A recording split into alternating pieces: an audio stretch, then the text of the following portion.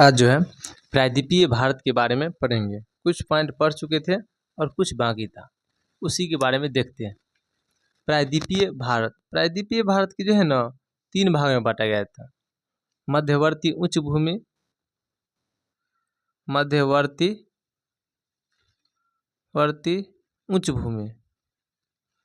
उच्च भूमि, उसके बाद था मध्यवर्ती उच्च भूमि, उसके बाद है दक्कन का पठार, दक्कन का पठार, ठीक है। मध्यवर्ती उच्च भूमि और दक्कन का पठार, और मेघालय या कार्बी एंगलंग का पठार। मेघालय या कार्बी एंगलोंग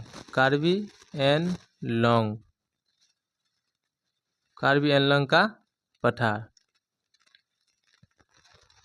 ठीक है। यानी कि मध्यवर्ती उच्च भूमि, दक्कन का पठार और कार्बी एंगलंग का पठार, जिसमें जो है मेघालय या कार्बी एंगलंग का पठार के बारे में पढ़ चुके थे। और पटना मध्यवर्ती उच्च भूमि, इसके बारे में आज पढ़ना है, ठीक है। मध्यवर्ती उच्च भूमि में कुछ जो है मैप है वो देख लेते हैं। देखिए,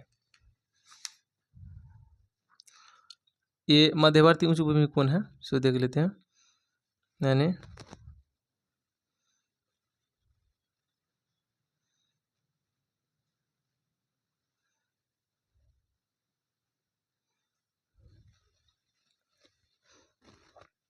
एमपी, क्या है एमपी, ये हो जाएगा मध्य प्रदेश। आपको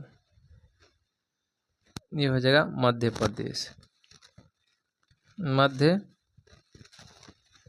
प्रदेश यानी एमपी, ठीक है। यहाँ पर हो जाएगा वो मालवा का पठार,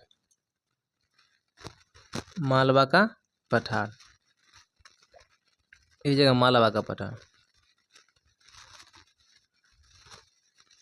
ये हो जाएगा आपको मालवा का पठार, ठीक। मालवा का पठार जो है ना एमपी और इधर राजस्थान है, तो राजस्थान में यानी कि राजस्थान और एमपी में फैला। राजस्थान और वो एमपी मध्य प्रदेश, ठीक है। ये हो जाएगा मालवा का पठार।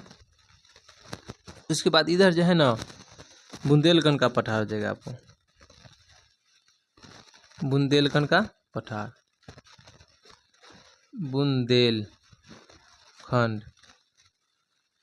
बुंदेलखंड का पठार। ये जो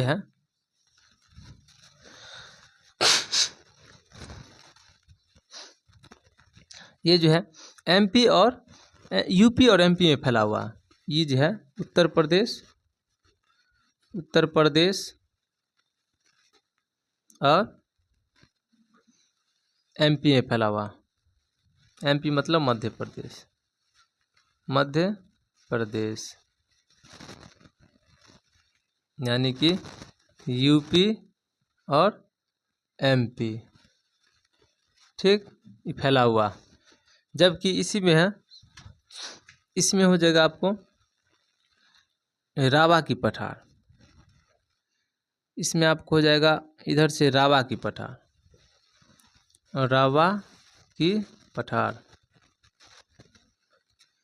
इधर हो जाएगा आपको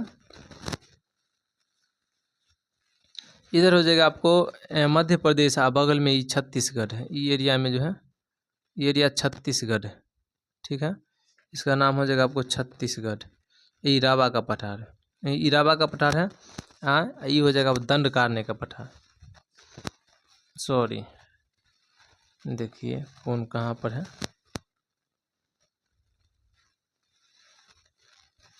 देखिए मालवा का पठार, बुंदेलखंड का पठार और बघेलखंड का पठार, ठीक। बुंदेलखंड का पठार, रावा का पठार और ये बघेलखंड का पठार। बघेलखंड का पठार जो है ना ये हो जाएगा छत्तीसगढ़ और उड़ीसा में। उड़ीसा तो मैप बताएंगे तब उसमें हो जाएगा, यानी कि ये हो जाएगा बघेलखंड का पठार छत्तीसगढ़ और उड़ीसा में फैला, ये हो जाएगा बघेलखंड, बघेल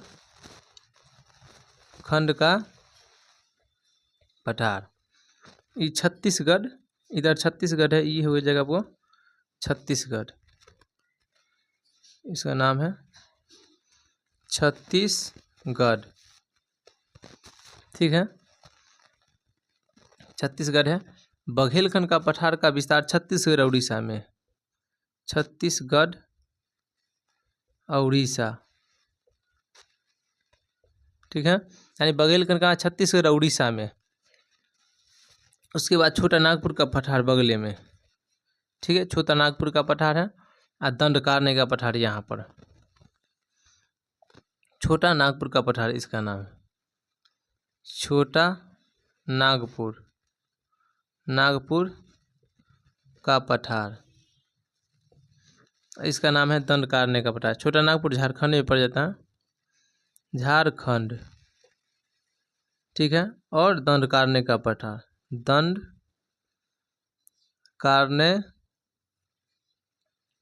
का पठार, दंडकारण्य का पठार छत्तीसगढ़ और उड़ीसा में आ जाता है। सॉरी, दंडकारण्य का पठार देखिए ये हो जाएगा आपको बघेलखंड का पठार। ठीक है, ये हो जाएगा छत्तीसगढ़ उड़ीसा, और दंडकारण्य का पठार जो है ना, दंडकारण्य का पठार छत्तीसगढ़ उड़ीसा, छत्तीसगढ़ उड़ीसा आंध्र प्रदेश, ये सब एरिया में भी ये भी फैला हुआ।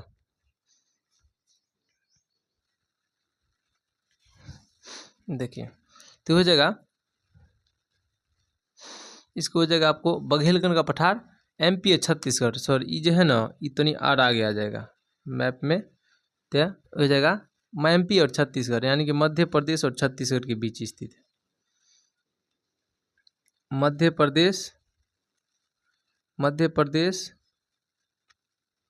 प्लस छत्तीसगढ़, छत्तीसगढ़, क्योंकि छत्तीसगढ़ मध्य प्रदेश से ही अलग हुआ है, यानी कि ये भाग जो है कट करके मध्य प्रदेश से अलग छत्तीसगढ़ हुआ है, तो ये दोनों एरिया में पड़ जाता है। यानी कि बघेलखंड का पठार जो है आपको मध्य प्रदेश और छत्तीसगढ़ के बीच स्थित है। ठीक है, जबकि छोटा नागपुर का पठार तो झारखंड में है स्पेशल में, और दंडकारण्य का पठार छत्तीसगढ़ और बगल में उड़ीसा, यानी कि हो जाएगा आपको छत्तीसगढ़, यानी कि ये हो जाएगा एमपी छत्तीसगढ़। ठीक है, और ये वाला भाग हो जाएगा छत्तीसगढ़ उड़ीसा, मध्य प्रदेश छत्तीसगढ़, छत्तीसगढ़ उड़ीसा, छत्तीसगढ़ छत्तीसगढ़ छत्तीसगढ़ छत्तीसगढ़ और प्लस उड़ीसा, उड़ीसा। ठीक है, ये वाला एरिया में है, ये एमपी हो जाएगा पूरा भाग, एमपी यानी कि मध्य प्रदेश। ऐसा नीचे से, इसके नीचे से है ना सतपुरा की पहाड़ी, एमपी के बगल से सतपुरा की रेंज गया है, सतपुरा पहाड़ी। ठीक है, ये हो जाएगा सतपुरा की पहाड़ी, सतपुरा की पहाड़ी, ये बगल से एमपी के लिया से सतपुरा की पहाड़ी है। ठीक, उसके बाद क्या है, इसके बीच जो है ना नर्मदा नदी प्रवाहित होता है, यहाँ से नर्मदा नदी की प्रवाहन एमपी से होता है, यानी कि इसका नाम है नर्मदा नदी, नर्मदा नदी। ठीक, यानी नर्मदा नदी का प्रवाह एमपीए से होता है, अमरकंटक से। ठीक है, अमरकंटक की पहाड़ी, अमरकंटक की पहाड़ी छत्तीसगढ़ में, नर्मदा नदी अमरकंटक से होता है और एमपी होते हुए बाहर की ओर निकलता है। ठीक, मैप में देख लेते हैं मध्यवर्ती, इसी को मध्यवर्ती उच्च भूमि कहता है, इस सभी को जो है ना मध्यवर्ती उच्च भूमि कहता है। ठीक, यानी कि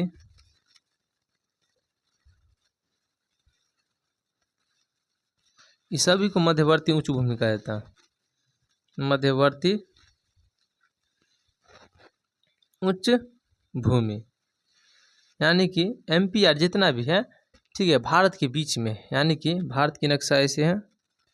ठीक है, भारत से ऐसे है। ठीक है, ये जो क्या है,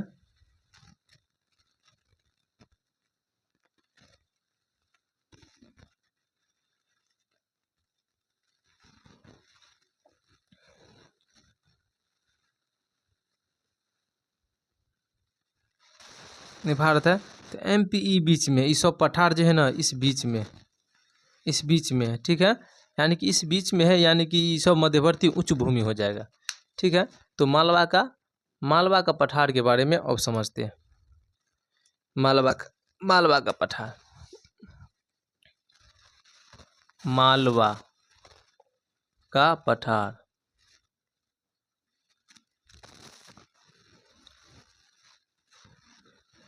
मालवा का पठार के बारे में समझते हैं।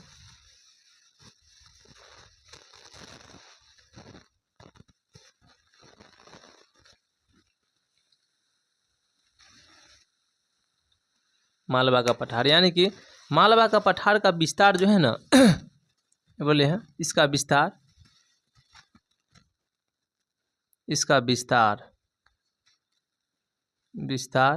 राजस्थान और मध्य प्रदेश में, राजस्थान व मध्य प्रदेश में है, ठीक है। इसका निर्माण जो है ना क्रिटेशियस काल में लावा जमाव के कारण हुआ है। लावा क्या होता है आपको पढ़ा ही दिए हैं। इसका निर्माण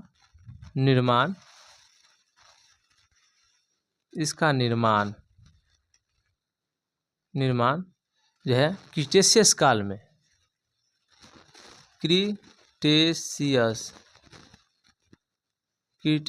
काल में लावा जमाव के कारण हुआ, लावा जमाव के कारण हुआ, ठीक है। यानी कि इसका निर्माण क्रिटेशियस काल में लावा जमाव, यानी कि लावा जो धरती से लावा निकला है वो पहाड़ के सूख करके, यानी कि धीरे धीरे जो है ठंडा पड़ के, और लावा चट्टान जब सूख करके ठंडा के रूप में हो जाता है, तो उसी के कारण जो है ना मालवा का पठार का निर्माण हुआ, ठीक है। इसके टूटने फूटने से काली मिट्टी का निर्माण होता है, यानी कि इसके मालवा का पठार को टूटने, कि इसे टूटने फूटने से, इसके टूटने से काली मिट्टी का निर्माण होता है, काली मिट्टी का निर्माण होता है, जो कपास की खेती के लिए बहुत ही उपयुक्त मानी जाती है, जो कपास की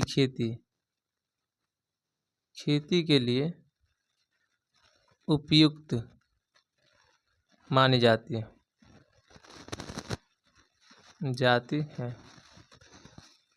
यानी कि लावा चट्टान के टूटने फूटने से काली मिट्टी का निर्माण होता है, और काली मिट्टी जो है कपास की खेती के लिए उपयुक्त माना जाता है। इसमें कपास की खेती बहुत अच्छी होता है, ठीक है। उसके बाद क्या हो जाएगा, इससे जो है ना मालवा का पठार से नदियाँ गुजरती हैं, यानी कि मालवा के पठार को पहले राजस्थान में क्या कहते हैं, इसे राजस्थान में, यानी मालवा पठार को राजस्थान में, मालवा के पठार को राजस्थान में, ठीक है, हाड़ौती का पठार कहते हैं, हाड़ौती का पठार कहा जाता है। मालवा पठार को राजस्थान में हाड़ौती का पठार कहा जाता है। इससे नदियाँ निकलती है, यानी कि मालवा पठार को हाड़ौती का पठार कहा जाता है। इससे नदियाँ निकलता है, 2-3 नदियाँ हैं, जैसे कि चंबल नदियाँ इस पठार से,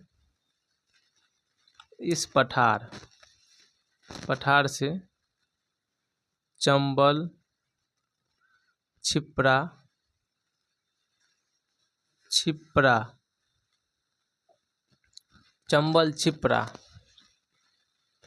चंबल नदी, छिप्रा नदी, चंबल है, छिप्रा है, उसके बाद चंबल, छिप्रा, पार्वती, काली सिंधी, उसके बाद हो जाएगा पार्वती नदी प्रवाहित होती है,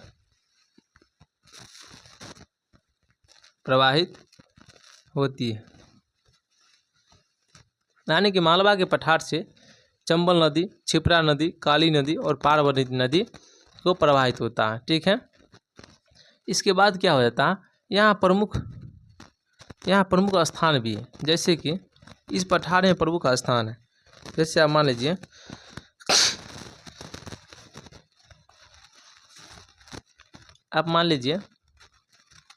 क्या है, महाकाल नगरी, यानी कि इसमें महाकाल नगरी भी स्थित है। इसे मान लीजिए, देखिए महाकाल नगरी, महाकाल नगरी में हो जाएगा। ठीक है, महाकाल नगरी भी स्थित है। झीलों की नगरी, झीलों की नगरी, महाकाल नगरी, झीलों की नगरी। उसके बाद हो जाएगा वह mini Mumbai, mini Mumbai, mini Mumbai. ठीक है, मिनी मुंबई, ठीक है, स्थित है। तब महाकाल नगरी किसको कहा जाता है, उज्जैन को महाकाल नगरी कहा जाता है। उज्जैन को महाकाल नगरी कहा जाता है। झीलों की नगरी आपको भोपाल को कहा जाता है, और मिनी मुंबई इंदौर को कहा जाता है। इंदौर, देखिए उज्जैन, क्षिप्रा नदी के किनारे कहाँ है, उज्जैन। ठीक, उज्जैन क्षिप्रा नदी किनारे है। और झीलों की नगरी भोपाल है, जो एमपी में पड़ता है, और मिनी मुंबई इंदौर में है, जो एमपी में ही पड़ता है। यानी कि मालवा का पठार में इतना सब कुछ है। ठीक है, उसके बाद क्या होता है, मालवा का पठार के बारे में पढ़ लिए। अब बढ़े बुंदेलखंड का पठार। ठीक, यानी कि मालवा का पठार जिसका विस्तार राजस्थान और मध्य प्रदेश में स्थित है। इसका निर्माण क्रीटेशियस काल में लावा जमाव के कारण हुआ है। इसके टूटने फूटने से काली मिट्टी का निर्माण हुआ है। ठीक है, जो कपास की खेती के लिए उपयुक्त मानी जाती है। और मालवा पठार को राजस्थान में हाड़ौती का पठार कहा जाता है। हाड़ौती का पठार कहा जाता है। इस पठार से चंबल नदी, क्षिप्रा नदी, पार्वती नदी, काली सिंधी ये सब बहती है। महाकाल नदी उज्जैन है, झीलों की नगरी भोपाल है, और मिनी मुंबई इंदौर है। ये सब जो है मालवा के पठार में स्थित है, ये वाला एरिया में, जी, जो राजस्थान एमपी में फैला हुआ है। उसके बाद क्या हो जाएगा, बुंदेलखंड का पठार। हेडिंग देते हैं बुंदेलखंड का पठार।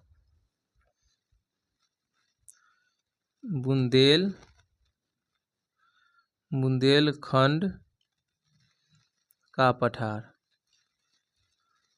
ठीक, बुंदेलखंड का पठार।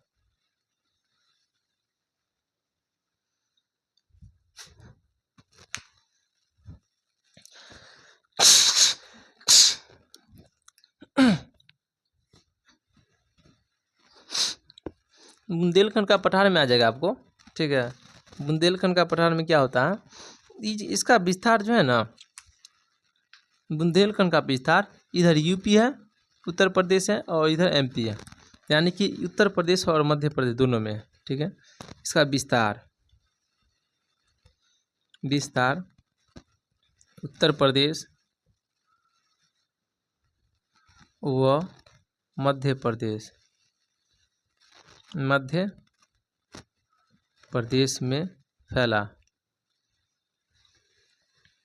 फैला है। ठीक है, यानी कि बुंदेलखंड का पठार एमपी और यूपी में, एमपी और यूपी में, एमपी और यूपी ये दोनों में फैला है। ठीक है, इसमें क्या होता है, यानी कि बुंदेलखंड का पठार का विस्तार उत्तर प्रदेश और मध्य प्रदेश में फैला है, एमपी यूपी में फैला है। इसका निर्माण जो हुआ था ना, ठीक, इसका निर्माण देखिए, निर्माण में क्या होता है, इसका निर्माण प्रायद्वीपीय ग्रेनाइट नीच चट्टानों के जमाव से हुआ, यानी कि प्रायद्वीपीय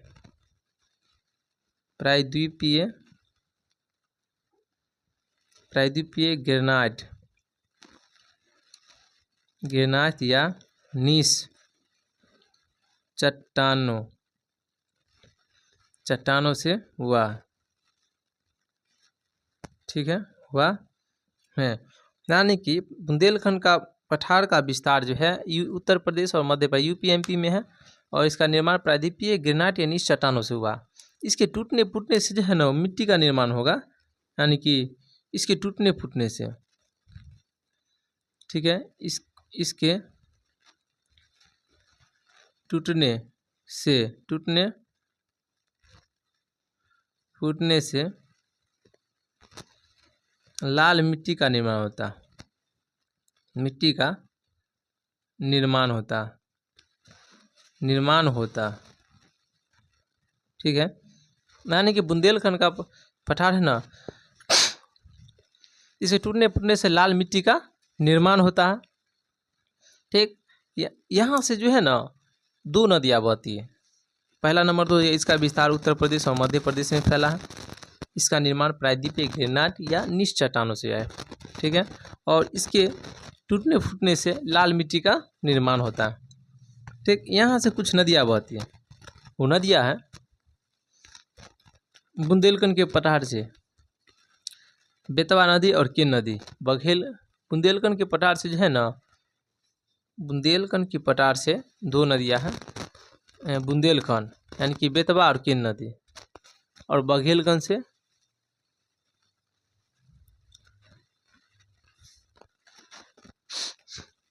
ठीक है। इससे देखिए टूटने फूटने से जो है लाल मिट्टी का निर्माण होता है। शुष्क जलवायु दशाओं का विकास होता है, यानी कि इसमें बुंदेलखंड का पठार में, ठीक है, शुष्क जलवायु दशाओं का विकास हुआ। शुष्क जलवायु दशाओं का विकास हुआ,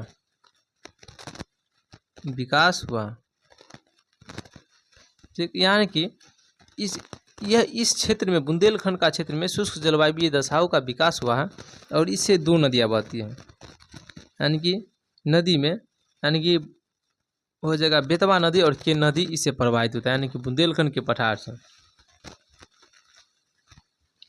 बुंदेलखंड के पठार से बेतवा व केन नदी प्रवाहित होती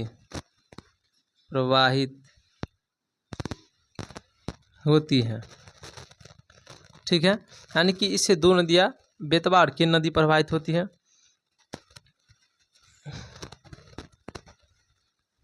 ठीक।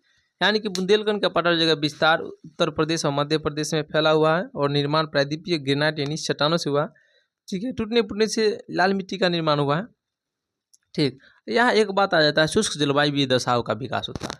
यहाँ था राजस्थान में राहौती का पठार, मालवा का पठार को राजस्थान में हाड़ौती का पठार कहा जाता है। यहाँ पर हो जाएगा शुष्क जलवायु दशाओं का विकास हुआ है। बुंदेलखंड का पठार में बेतवा की नदी प्रवाहित होता है, ठीक है। इतना चीज़ यानी कि बुंदेलखंड के पठार से मान लीजिए पॉइंटेड कर दिया। उसके बाद हो जाता है, देखिए रावा का पठार ना उतना महत्वपूर्ण नहीं है, इसलिए आपको मतलब छोड़ ही देने में ठीक है, उतना पूछता भी नहीं है। और ये बघेलखंड का पठार के बारे में आते हैं। बघेलखंड का पठार,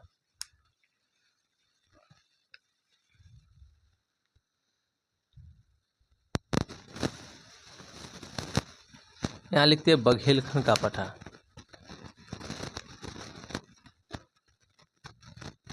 यहीं पर उठ जाएगा, मगर यहाँ पर आपको लिखते हैं बघेलखंड का पठार, ठीक।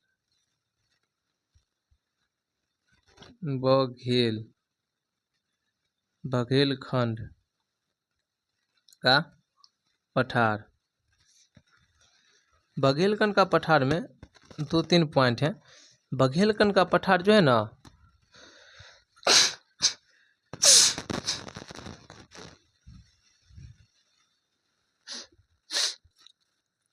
बघेलखंड का पठार ये हो जाएगा आपको छत्तीसगढ़ और उड़ीसा में फैला हुआ है, ठीक है। यानी कि इसका विस्तार कहाँ है, तो छत्तीसगढ़ छत्तीसगढ़ व उड़ीसा। बघेलखंड का पठार हो जाएगा आपको बुंदेलखंड का पठार एमपी और छत्तीसगढ़ में ना। उत्तर प्रदेश और देखिए मालवा का पठार राजस्थान और मध्य प्रदेश में है। बुंदेलखंड का पठार उत्तर प्रदेश और मध्य प्रदेश में है, जबकि बघेलखंड का पठार मध्य प्रदेश और छत्तीसगढ़ में, मध्य प्रदेश और छत्तीसगढ़ में ना। यानी कि बघेलखंड का पठार ये जगह और छत्तीसगढ़ के बाद हो जाएगा आपको दंडकारण्य का पठार छत्तीसगढ़ उड़ीसा ना। छत्तीसगढ़ और उड़ीसा यानी कि एरिया थोड़ा इधर आएगा।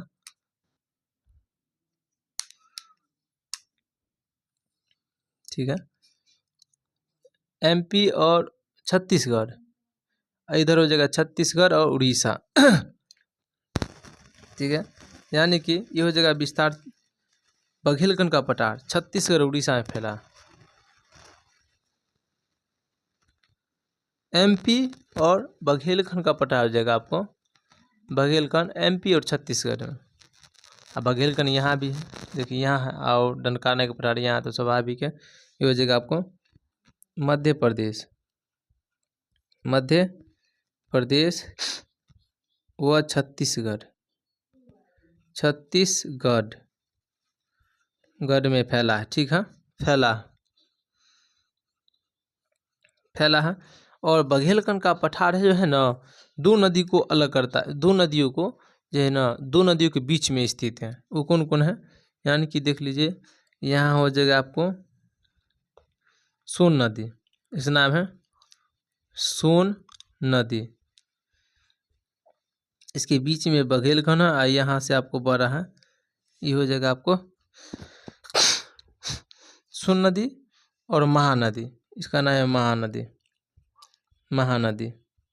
यानी कि दोनों के बीच में है ना बघेलखंड का पठार, यानी कि इसका जो है ना, यानी कि दो नदियों के बीच में स्थित है, सोन और महानदी के बीच में स्थित है, मध्य स्थित है। यानी सोन बघेलखंड का पठार,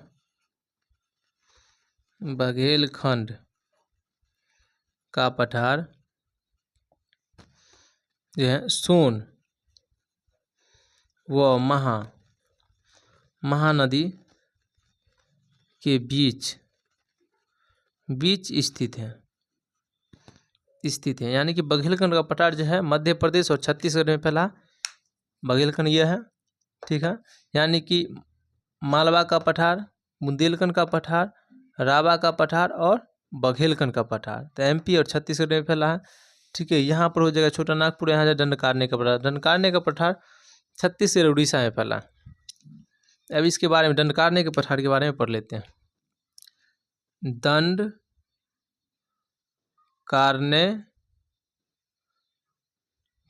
का पठार, ठीक है।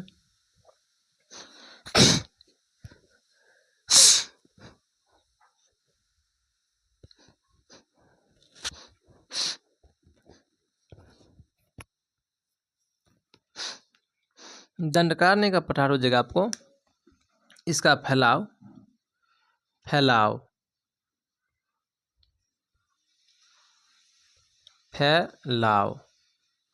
दंडकारण्य का पठार हो जाएगा आपको, ये हो जाएगा छत्तीसगढ़ और उड़ीसा में, छत्तीसगढ़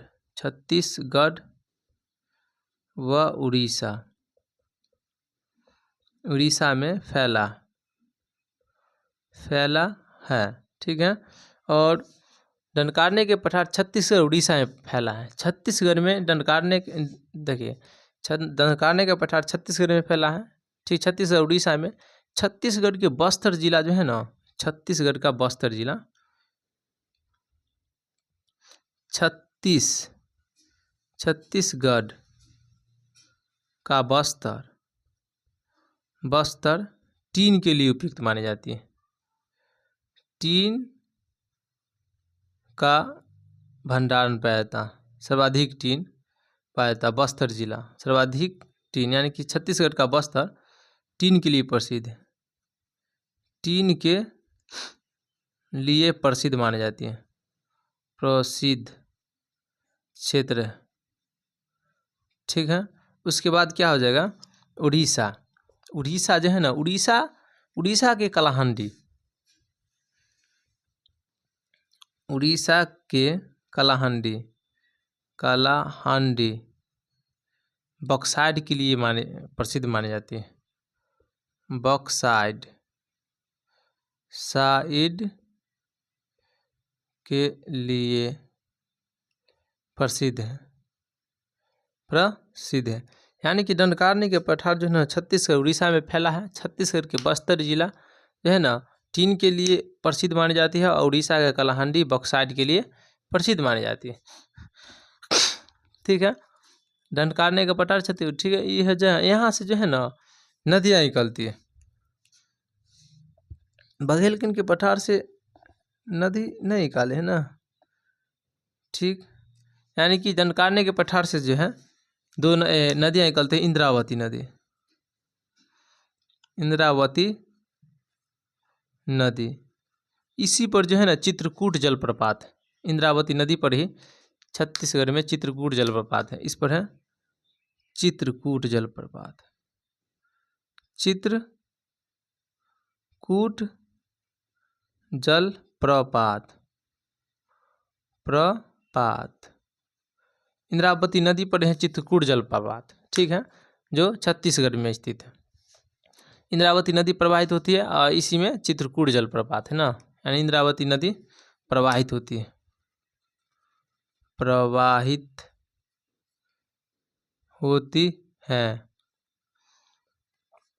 ठीक है।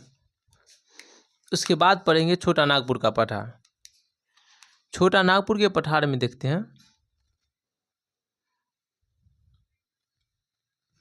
छोटा नागपुर का पठार, ये वाला भाग, ये वाला छोटा नागपुर का पठार। ये जो है छोटा नागपुर का पठार जो है ना खनिज भंडारण की दृष्टि से भारत का रूर प्रदेश कहा जाता है। यानी कि खनिज भंडारण के कारण, ठीक है, भारत का रूर प्रदेश कहा जाता है। यानी देख लेते हैं छोटा नागपुर पठार कैसा। ठीक है, भारत का रूर कहा जाता है, झारखंड में स्थित है, झारखंड में। ठीक है, देखिए यानी ये छोटा नागपुर का पठार मान लेते हैं। ठीक, इससे जो है ना दामोदर नदी निकलती है, दामोदर नदी बहती है। ठीक, यहाँ से दामोदर नदी प्रवाहित, तो इसका नाम है दामोदर नदी।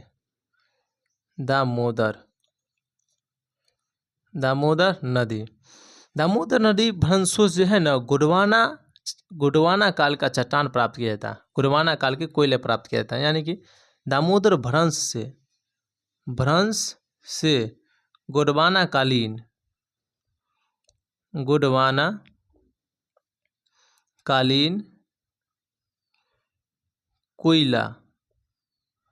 कोयला प्राप्त किया जाता है। ठीक है, यानी कि जो झारखंड में दामोदर भ्रंश स्रोत है उससे जो है ना गोंडवाना कालीन कोयला प्राप्त किया जाता है। ठीक है, उसके बाद क्या हो जाएगा, ठीक, उसके बाद हो जाएगा, इसके बाद इस भाग में झारखंड का एक प्रसिद्ध वन है, इसका नाम है सरंडा वन। सरंडा वन है और ये वाला भाग सपाट भूमि,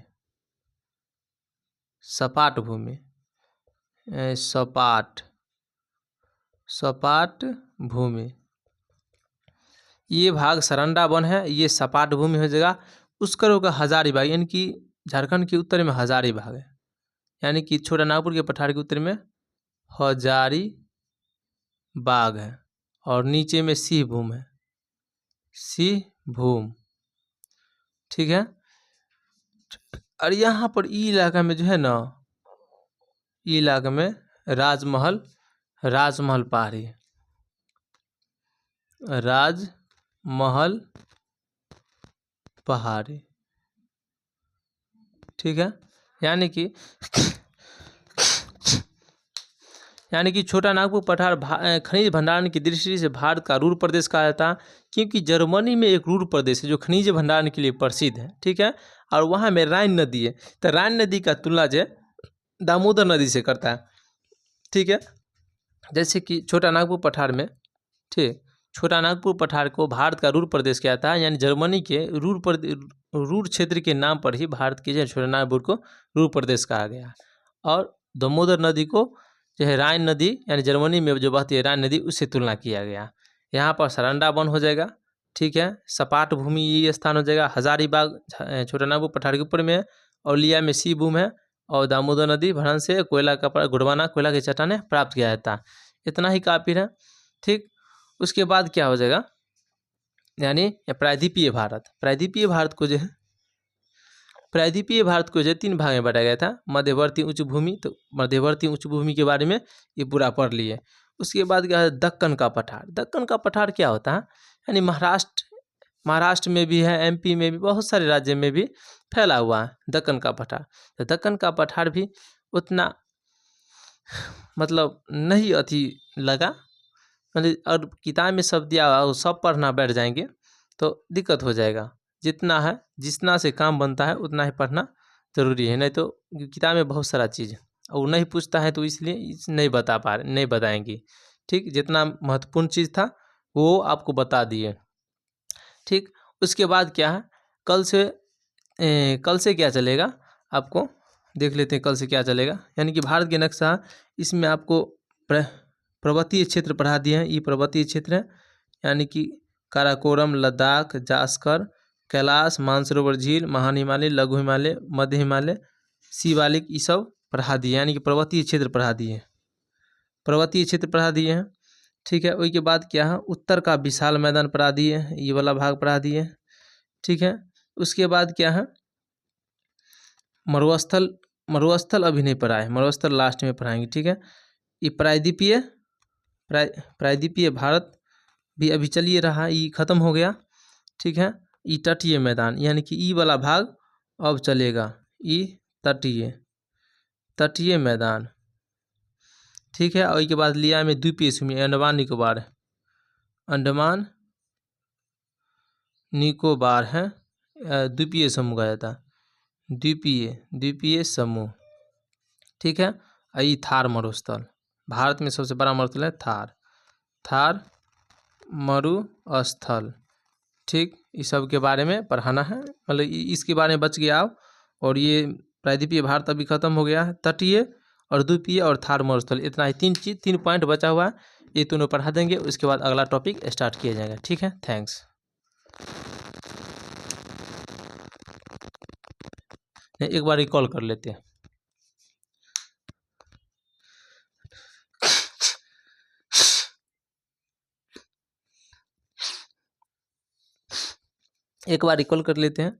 यानी कि प्रायद्वीपीय भारत को जो है ना 3 भाग में बांटा गया, मध्यवर्ती उच्च भूमि, दक्कन का पठार और मेघालय कार्बो एनलॉन्ग का पठार, ठीक है। इसमें क्या है, यानी कि मेघालय कार्बो एनलॉन्ग का पठार पढ़ा चुके थे। अभी है मध्यवर्ती उच्च भूमि किसे कहते हैं, इसके बारे में देखिए।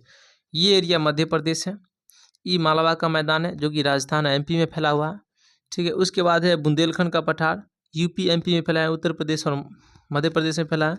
उसके बाद राबा का पठार हो जाएगा, ठीक। उसके बाद है बघेलखंड का पठार जो कि मध्य प्रदेश और छत्तीसगढ़ में फैला, बघेलखंड का पठार मध्य प्रदेश और छत्तीसगढ़ में फैला हुआ है, ठीक। उसके बाद छोटा नागपुर पठार हो जाएगा और दंडकारण्य का पठार हो जाएगा। इसके बारे में बारी बारी से, यहाँ से नमदादरी एमपी से निकला है, ठीक है। लिया में सतपुरा की पहाड़ी है। उसके बाद क्या है, यानी कि मालवा का पठार के बारे में पढ़ना था, ठीक है। यानी कि मालवा का पठार, इसका विस्तार राजस्थान व मध्य प्रदेश में स्थित है, ठीक। उसका निर्माण क्रीटेशियस काल में लावा चट्टानों के कारण हुआ है। इसके टूटने फूटने से काली मिट्टी का निर्माण हुआ है। मालवा का पठार को राजस्थान में हाड़ौती का पठार कहा जाता है। इस पठार से चंबल, छिप्रा और काली, सिंधी और पार्वती नदी प्रवाहित होता है। जी, महाकाल नगरी, झीलों की नगरी और मिनी मुंबई इसी मालवा के मैदान में फैला हुआ है, मान की स्थित है। महाकाल नदी उज्जैन को कहा जाता है, झीलों की नगरी भोपाल को कहा जाता है, मिनी मुंबई इंदौर को कहा जाता है। उसके बाद क्या, बुंदेलखंड का पठार। बुंदेलखंड का पठार जो है ना एमपी के जस्ट उस साइड से है, यानी कि इस साइड मालवा है। बुंदेलखंड का पठार जो है ना उत्तर प्रदेश और मध्य प्रदेश में फैला है। यूपी और एमपी में, उत्तर प्रदेश मध्य प्रदेश में फैला है। इसका निर्माण प्रायद्वीपीय ग्रेनाइट यानी चट्टानों से हुआ है और इसका जो है टूटने से लाल मिट्टी का निर्माण हुआ है। ठीक, और शुष्क जलवायु दशाओं का भी विकास हुआ है बुंदेलखंड का पठार में। और बुंदेलखंड के पठार से ना बेतवा के नदी प्रवाहित होता है। ठीक है, यहाँ बेतवा और के नदी प्रवाहित होता है बुंदेलखंड के पठार से। उसके बाद बघेलखंड का पठार, ये मध्य प्रदेश और छत्तीसगढ़ में फैला। बुंदेलखंड के पठार ये हो जाएगा। उसके बाद ये बघेलखंड का पठार मध्य प्रदेश छत्तीसगढ़ में फैला।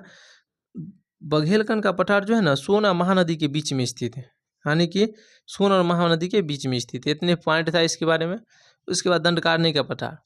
दंडकारण्य का पठार क्या, छत्तीसगढ़ और उड़ीसा में फैला हुआ। छत्तीसगढ़ में छत्तीसगढ़ जो है ना छत्तीसगढ़ का बस्तर टीन के लिए प्रसिद्ध मानी जाती है और उड़ीसा का कलाहंडी बॉक्साइट के लिए उपयुक्त मानी जाती है। इंद्रावती नदी है ना, ये दंडकारण्य के पठार से प्रवाहित होते हैं। चित्रकूट जलप्रपात इसी पर स्थित है।